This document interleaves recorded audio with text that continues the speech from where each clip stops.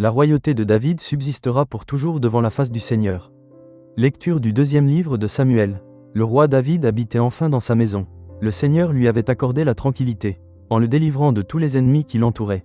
Le roi dit alors au prophète Nathan, « Regarde, j'habite dans une maison de cèdre, et l'arche de Dieu habite sous un abri de toile. » Nathan répondit au roi, « Tout ce que tu as l'intention de faire, fais-le, car le Seigneur est avec toi. » Mais, cette nuit-là, la parole du Seigneur fut adressée à Nathan.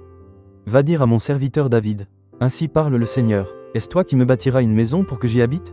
C'est moi qui t'ai pris au pâturage, derrière le troupeau, pour que tu sois le chef de mon peuple Israël. J'ai été avec toi partout où tu es allé, j'ai abattu devant toi tous tes ennemis.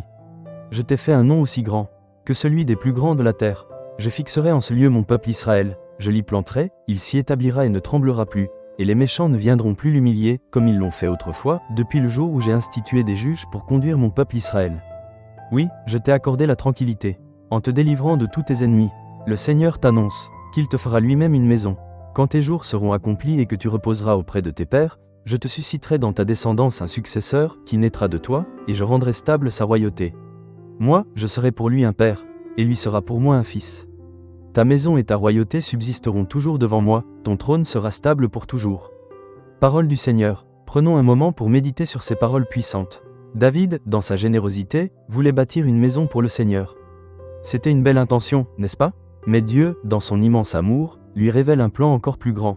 C'est lui qui construira une maison, pour David, une descendance, une royauté éternelle. Cette lecture nous invite à contempler l'initiative divine. Ce n'est pas nous qui devons d'abord bâtir pour Dieu, mais c'est lui qui nous prend par la main, qui nous choisit, qui nous accompagne partout où nous allons. Il nous fait une promesse de stabilité, de protection, d'une filiation éternelle. Dans nos vies, nous nous efforçons souvent de « faire » pour Dieu.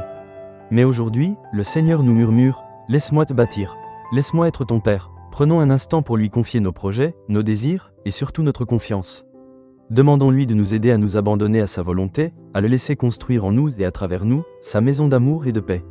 Que cette parole résonne en nous, c'est le Seigneur qui nous bâtit. Si cette méditation vous a touché, n'hésitez pas à liker cette vidéo, à vous abonner à la chaîne, et à partager avec vos proches. Que Dieu vous bénisse.